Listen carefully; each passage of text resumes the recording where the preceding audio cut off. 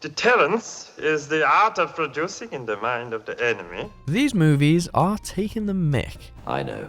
I feel it too. Welcome to Watch Mojo UK, and today we'll be counting down our picks for the top 10 British spoof and satire movies. Before we begin, if you enjoy this video, be sure to subscribe for more great content. For this list, we'll be focusing on films that poke fun at specific genres, themes, or historical figures and events. All of today's entries boast strong British ties, be that through production companies, directors, or cast members. So unfortunately, the likes of Austin Powers won't feature. He's totally groovy, but also an American creation. Brian, you are fantastic! You weren't so bad yourself. Number 10, Johnny English. Shouldn't you ask the government that? I am the government. Let's make a sophisticated start with a secret agent caper crammed with slapstick gags and a very British storyline. Rowan Atkinson takes the title role as Johnny English is tasked with saving the United Kingdom from a rogue Frenchman who's aiming to overthrow the Queen. Don't come in the Mantomania! A witty and worthy pastiche of the super spy genre, the screenwriters for this movie also worked on some of the James Bond films, so they sure know their stuff. And who could be better to spoof 007 than the man behind Mr. Bean? Ils sont very... n'est-ce pas? Number 9, The Death of Stalin. Set in the 1950s at the time of Soviet dictator Stalin's death, this dark political satire boasts a stellar comedic cast, with everyone engaged in endless plotting and scheming. While the movie's set during a notoriously harsh era in Russian history, defined by death, suffering, and civil unrest, director Armando Iannucci skews the subject matter with his unique style and comic timing. Iannucci also created or co-created TV shows such as I'm Alan Partridge and The Thick of It, and fans of either series will recognise a familiar, farcical feel in this movie. What took you so long? You f***ing walk here. Number 8, Hot Fuzz. This police drama spoof sees hotshot London Bobby Nicholas Angel relocated to the seemingly sleepy town of Sandford. Can I remain here as a PC? No. Do I have any choice in this? No. But when a series of grisly accidents occur, Angel suspects that something sinister is afoot. As Simon Pegg's character has only his incompetent colleagues as backup, an often hostile community to question, and a dangerous swan on the loose, the film's full of hilarious moments. You mothers. And the spoof was so convincing that during shooting, Pegg and Nick Frost were often mistaken for real coppers. Jog on.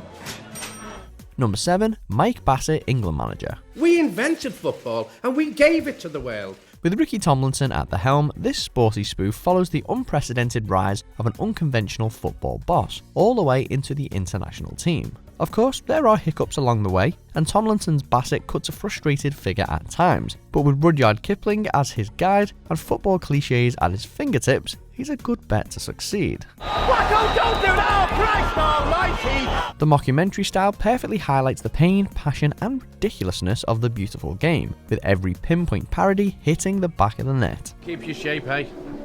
And if the goals don't come early, don't panic. Keep your cool, okay? Number 6, Four Lions. There we go. Yeah, knife and fork. Make a f***ing meal of it. Though this film tackles a controversial topic, Four Lions is one of director Chris Morris's finest comedy films. Following a group of would-be terrorists in England who plot an attack but can't decide how, when, or where to stage it, the movie's main themes are uncomfortably dark and serious, but this makes the lighter moments stand out even more. You covered your beard, yeah? How? The characters' constant bickering, general incompetence, and all-out stupidity combine for a film quite unlike any other. Rubber Dingy Rapids. Yeah, Rubber Dingy Rapids. Right? Number 5, In the Loop. Or to give them your PIN number, or to shit yourself. Would you have done that as well? Next up, another entry for Armando Iannucci. This acclaimed political farce follows British and American operatives trying to prevent the breakout of war. With Peter Capaldi's foul-mouthed Malcolm Tucker leading the line, it's a standalone spin-off from The Thick of It, and it's full of stumbling politicians trading increasingly impressive insults. Christ, na bendy was Simon, there was such a fucking faffer. If the inner workings of global politics are really like this, then now's the time to worry. Straight up satire from start to finish, it's tense at times, but funny as hell. From the first F word to the last. Kiss my sweaty balls, you fat f***. Number 4, Borat. High five! Great! Starring the master character actor Sacha Baron Cohen, this cringy comedy takes the mockumentary style to a whole new level.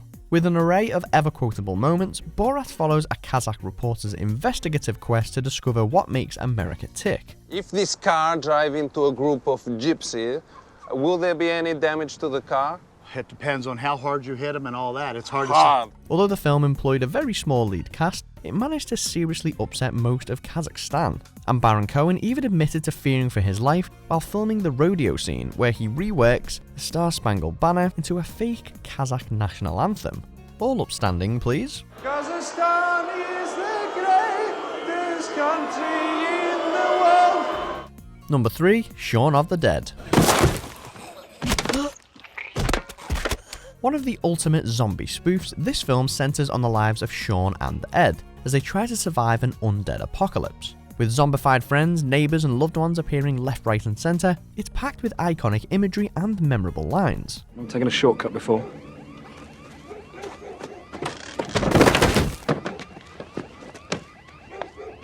From Shaun's white shirt with red on it, to that famous showdown with Queen as the soundtrack, it's trademark Edgar Wright and an endearing advert for the supposed safety of the humble pub. Have a nice cold pint and wait for all this to blow over.